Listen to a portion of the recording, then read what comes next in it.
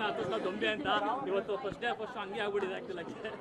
ಎಲ್ರಿಗೂ ನಮಸ್ಕಾರ. ತುಂಬ ಖುಷಿ ಆಗ್ತಿದೆ. ಏನು ಮಾತಾಡ್ಬೇಕಂತಲೇ ಗೊತ್ತಾಗ್ತಿಲ್ಲ. ಯಾಕಂದರೆ ನಾನು ಫಸ್ಟ್ ಟೈಮ್ ಸಿನಿಮಾ ನೋಡಿದ್ದು and I'm out of words.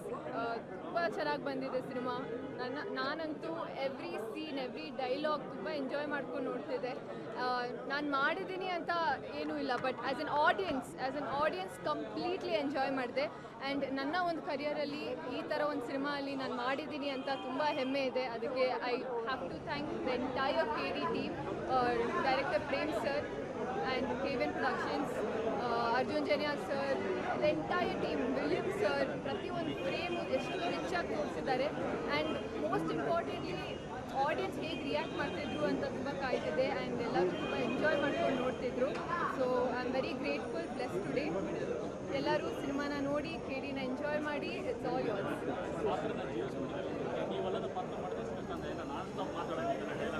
ಇವಾಗ ನಾನು ಹೇಳಿದ್ದೆಲ್ಲ ನಿಮ್ಗೆ ಅರ್ಥ ಆಗ್ತಿದೆ ಅನಿಸುತ್ತೆ. ನಾನಲ್ಲದ ಪಾತ್ರ ಅಂತ ಹೇಳಿದ್ದೀರಾ, ಬಟ್ ನನ್ನನ್ನು ಆ ರೀತಿ ಸ್ಕ್ರೀನಲ್ಲಿ ನೋಡಬೇಕಾದ್ರೆ ತುಂಬ ಮಜಾ ಬರ್ತಿತ್ತು. ತುಂಬ ನಗ್ತಿದ್ದೆ ನಾನು. ಆ ಕ್ಯಾರೆಕ್ಟರ್ನ ತುಂಬ ಮಚ್ಚಲಕ್ಷ್ಮಿನ ತುಂಬ ಎಂಜಾಯ್ ಮಾಡ್ತಿದ್ದೆ. It all worked out. So ಜನರು ತುಂಬ ಪಾಸಿಟಿವ್ ಫೀಡ್ಬ್ಯಾಕ್ ಕೊಡ್ತಿದ್ದಾರೆ.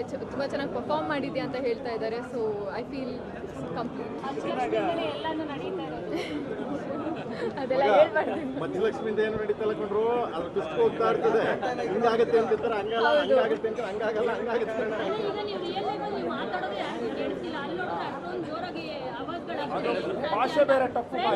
ಇದು ರೀಶ್ಮಾ ಹೀಗೆ ಮಾತಾಡು. ಬಟ್ ಮಚ್ಚಲಕ್ಷ್ಮಿ ಆ ಗತ್ತಲ್ಲಿ, ಆ ಪವರಲ್ಲಿ ಮಾತಾಡ್ತಾಳೆ.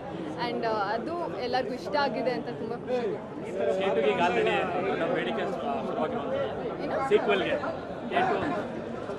ಅದೆಲ್ಲ ಸರ್ ಪಕ್ಕದಲ್ಲಿದ್ದಾರೆ, ಅವ್ರು ಕೇಳಿ ಪ್ಲೀಸ್.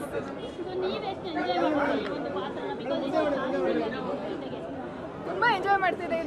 ನಾನೇನ ಪರ್ಫಾರ್ಮ್ ಮಾಡಿದ್ದು ಅಂತ ಅನಿಸ್ಬಿಡ್ತು. ಯಾಕಂದರೆ ಪ್ರತಿ ಒಂದು ಸೀನು ಡೈಲಾಗ್ಸ್ಗೆ ಎಲ್ಲರೂ ಶಿಲೆ ಹೊಡಿತಿದ್ರು, ಚಪ್ಪಾಳೆ ಹೊಡಿತಿದ್ರು, ಕಿರ್ಚ್ತಿದ್ರು. So end of the day ಇದಕ್ಕೆ ನಾವು ಕಾಯ್ತಿದ್ವಿ, ಈ ಥರ ಒಂದು ರೆಸ್ಪಾನ್ಸಿಗೆ ನಾವು ಕಾಯ್ತಿದ್ವಿ. ಆ್ಯಂಡ್ ಫೈನಲಿ ಅದು ನೋಡೋಕ್ಕೆ ಸಿಕ್ತು, ಅದನ್ನ ಎಕ್ಸ್ಪೀರಿಯನ್ಸ್ ಮಾಡೋಕ್ಕೆ ಸಿಕ್ತು ಅಂತ I feel so happy. Thank you.